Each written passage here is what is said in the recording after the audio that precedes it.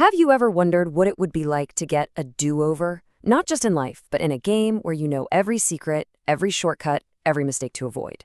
Well, today we're diving into the story of a gamer who gets exactly that, a second chance to dominate a world that once destroyed him, and this time he's coming back with some serious upgrades.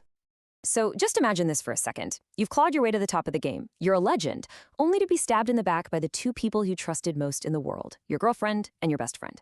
For our guy Lin Chan, that's exactly what happens. But for him, death isn't the end. It's more like hitting the world's biggest reset button. The real question is, what would you do with a chance like that? And look, Lin Chan doesn't just wake up from some bad dream. Nope, he is literally thrown back in time, handed a clean slate with an advantage so massive no other player could even begin to comprehend it. He wakes up totally confused, wondering where all his god-tier armor and weapons went. And then he sees the date, August 7th, 2040. He's not just back from the dead. He's been sent all the way back to day one, the launch day of the game 8 Wasteland. The shock is real, but the opportunity, it's even bigger. But this isn't just a simple do-over. The game system itself hooks him up with 4 insane god-tier talents, all of them called Against the Heaven.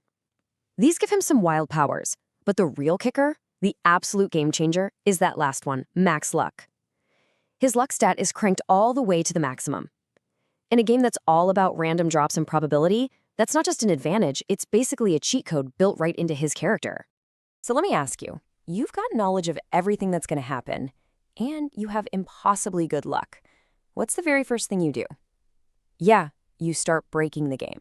And Lin Chan does not waste a single second. This is the thought that's just screaming in Lin Chan's head. He knows this game inside and out. He knows that getting even decent gear at the start is a nightmare for every new player.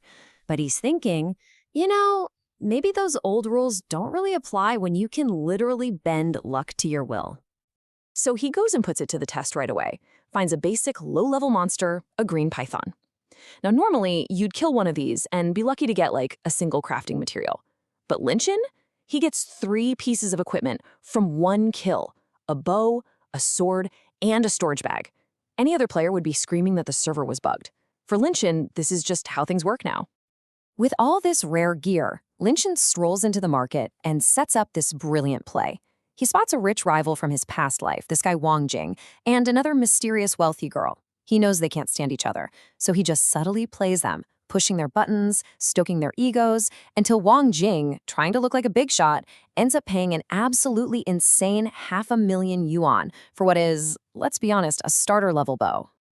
And he's not even done. After that ridiculous sale, he walks over to the girl who lost the bid and sells her some crucial, secret info for another 500,000 yuan. So yeah, within the first few hours of the game even being online, Lin Chan has already banked 1,000,000 yuan. He's financially set in the real world before most players have figured out how to equip their first sword. Of course, when you're making that kind of money and showing off that kind of power, you're gonna get noticed.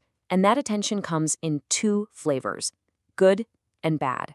So now, Lin Chan has to start playing the social game, making powerful friends while simultaneously making enemies left and right. One of the key ways he does this is by exploiting the NPC favorability system. See, most players kind of ignore this stuff, or they build up relationships really slowly. But Lin Chan, with his future knowledge, knows exactly which NPCs are going to be important, and he knows exactly what to say to get on their good side, immediately. A perfect example is the NPC Nangong. From their very first chat, Lin Chan says all the perfect things, basically speed-running their friendship and maxing out his favorability with her. She is so impressed, she just hands him this incredibly rare defensive item, a jade pendant that creates its own shield. This isn't just a nice little bonus, it's a strategic weapon that is literally going to save his life. And trust me, he's going to need that life-saving shield very, very soon, because now Lin Chan decided to do something that should be completely impossible for a player at his level. He's going to take on a high-level cultivator, all by himself. To really get what's happening here, you have to understand the power gap. Lin Chan is at the Qi refining stage. That's basically level 1 for cultivators. His target, Zhao Shan, is at the foundation stage. That's a whole other tier of power. Think of it like a Little League player trying to fight a heavyweight boxer. On paper, there is no way Lin Shan should even survive the first hit. But Lin Shan doesn't fight with brute strength. He fights with his brain. He baits Zhao Shan into a big attack, tanks the hit with that shield Nongong gave him, uses his veteran game sense to see right through a tricky shadow clone attack, and then, right when the moment is perfect, he pulls out his ace in the hole.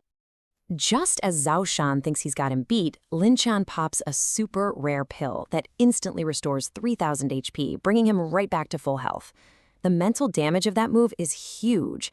Zhao Shan is just stunned, totally confused, and that split second of hesitation is all Lin Shan needs to flip the script and win the fight. And just like that, the impossible has been done. He didn't just beat a guy who was way stronger than him. He officially completed a quest with a hell difficulty rating. That's a feat that no other new player should even be able to attempt. Okay, so taking down one powerful enemy in private is one thing. But what Lin Shan does next, this is what makes sure every single player in the entire game knows his name. He's about to make his grand entrance on the world stage. All of a sudden, bam, this message appears on every player's screen across the entire server. While massive guilds with dozens of players are struggling to even damage the first world boss, Lin Shan, playing solo, has already killed it. This is the very first server-first achievement in the game, and his name is now attached to it forever. And the rewards he gets for this are they're nuts. A huge reputation boost, super rare stat points, a one-of-a-kind medal, and, of course, legendary loot. He is now on a completely different playing field than everyone else, and that gap is just getting bigger by the minute. The whole server just loses its mind.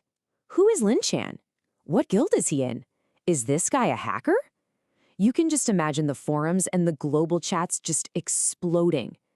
Every major guild, including his old enemies, are now scrambling, trying to figure out who this mystery player is that came out of nowhere. So in just the first few days of the game, Lin Shan has completely transformed himself. He went from being a reborn player with a grudge to a server-wide legend whose name everyone is talking about. His rise has been fast, it's been smart, and it has been absolutely unstoppable. But then, right when he's at the top of his game, something happens that not even he could have seen coming. A system-wide announcement declares a major game update is on its way. But according to his memories of the future, this update isn't supposed to happen for another month. The timeline, it's changing. And this leaves us with a really fascinating question, right? Lin Shan's single greatest weapon has been his perfect memory of the future. It's let him stay 10 steps ahead of everyone. But what happens when that future starts to rewrite itself? Can he adapt on the fly, or is his biggest advantage about to become his greatest weakness?